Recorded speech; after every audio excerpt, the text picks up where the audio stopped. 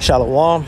First and foremost, I would like to give all honor and glory to Yahweh, Bahasham, Yahweh Shai, Bahasham, Rakah Kodash.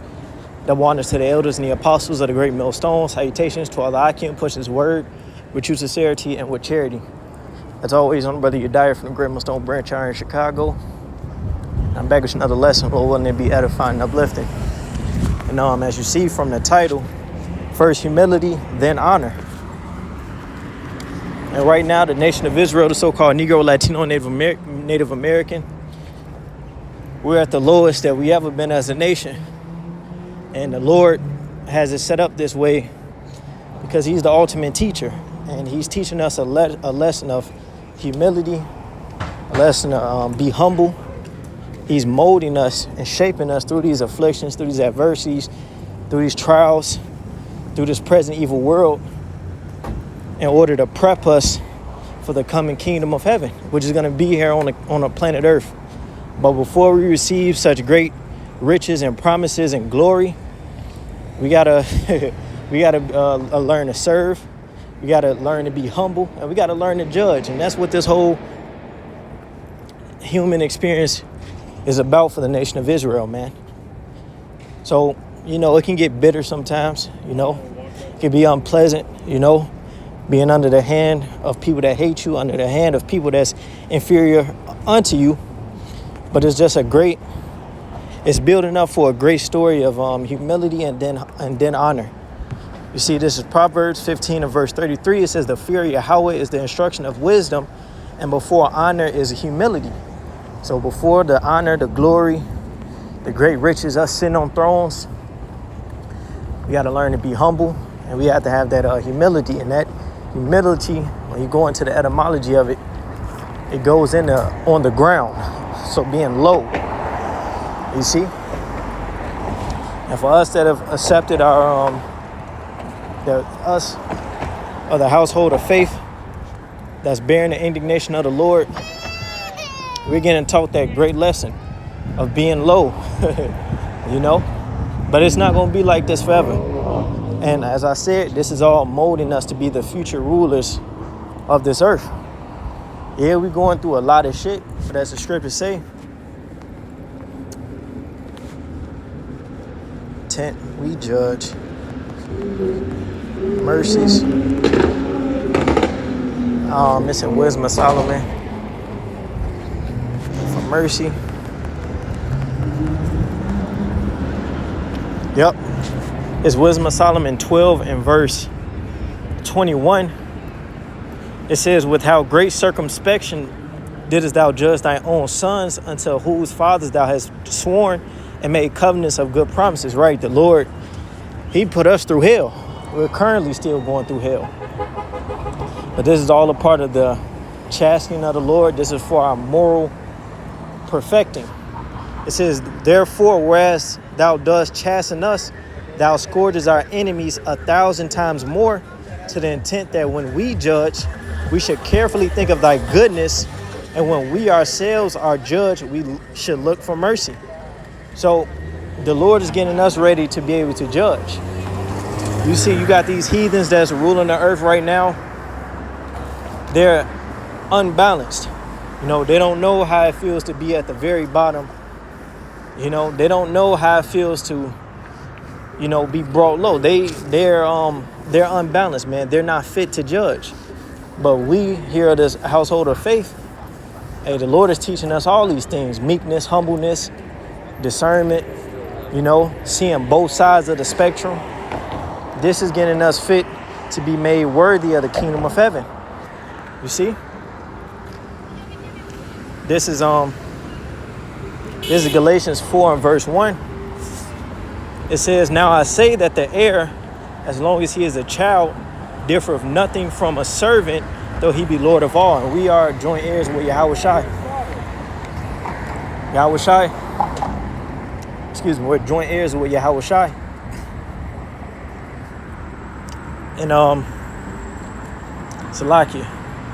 It says, now I say that the heir, as long as he is a child, differeth nothing from a servant, though he be Lord of all. Right? In the ancient world, these kingdoms that actually had order. You have a king, You know, you have a king, he have a son. He wouldn't really be around his son. You know, his son would have a people. He have people around him teaching him, showing them different subjects, the law, mathematics. He'd be groomed very strictly. He'd be being raised up very strictly with people watching over him. Why? Because he's going to be the next person to rule. Same thing with us. The Lord has us going through God's school in order for us to be fit to rule the coming kingdom. It says, verse 2, Not so much. but is under tutors and governors unto the time appointed of the Father. And it's the same thing here with our case. All right? The Lord has us under that strict upbringing, 144, until the time that he declares it's enough, until we be made perfect, until Yahushua comes back and make us perfect. And after that, we're going to inherit all things. But right now, we in the trenches with it, you know? And we being made a spectacle unto the world. People we love left us. People we wanted to stay with us left. You know? It's all adding up for the glory, you know?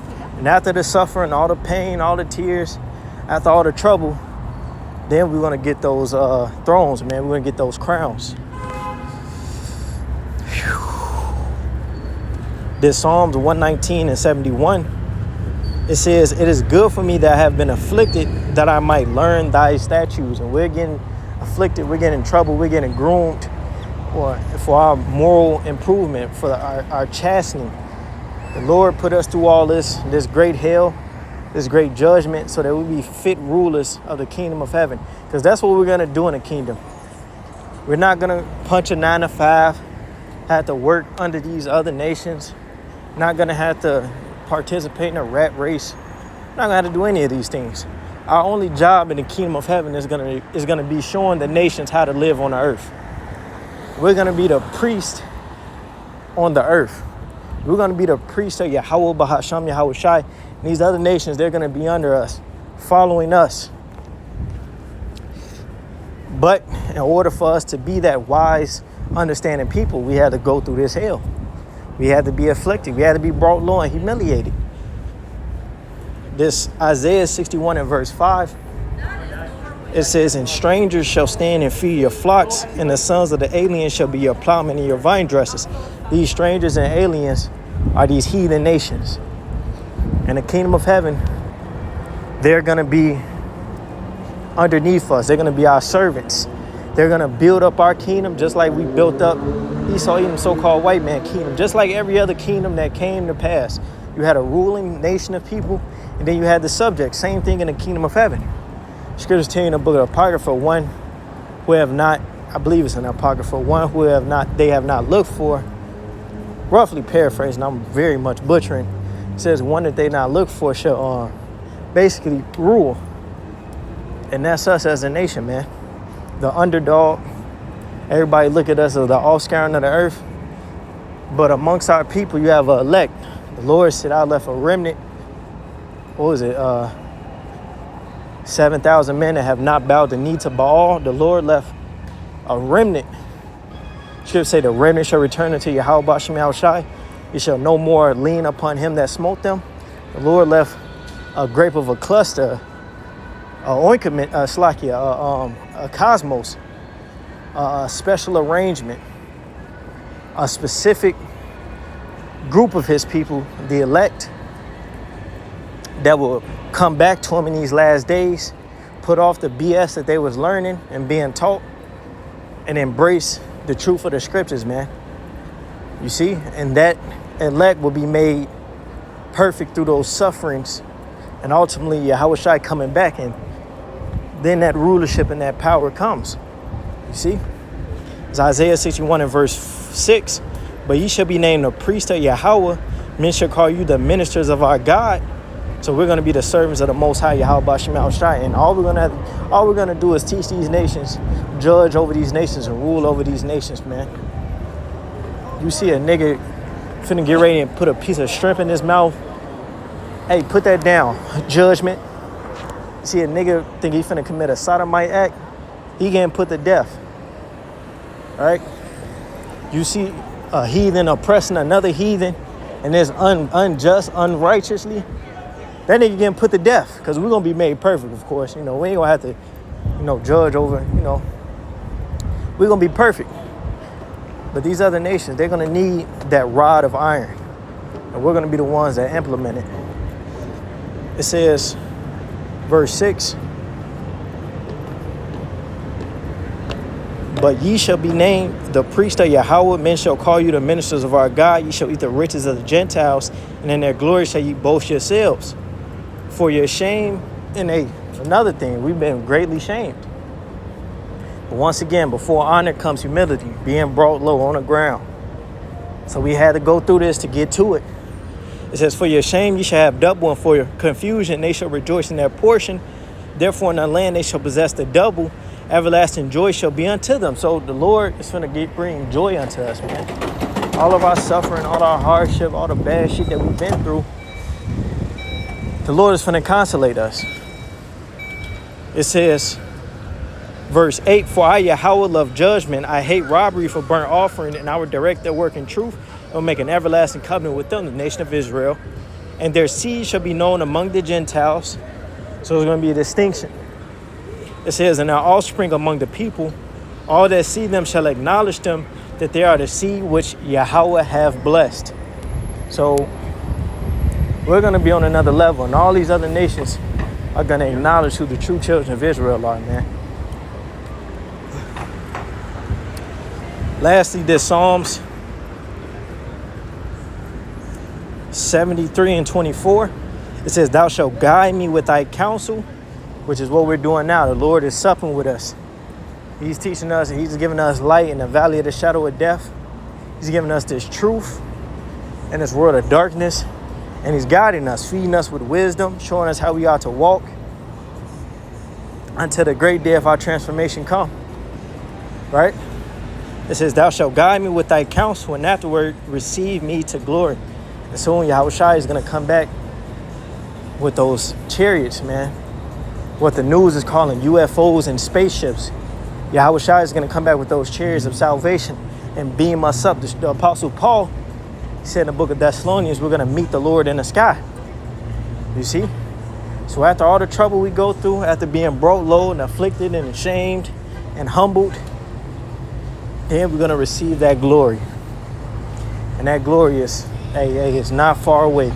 Lord willing, this was an edifying, uplifting lesson. I'm doing a little walk and talk, so hopefully you can hear me.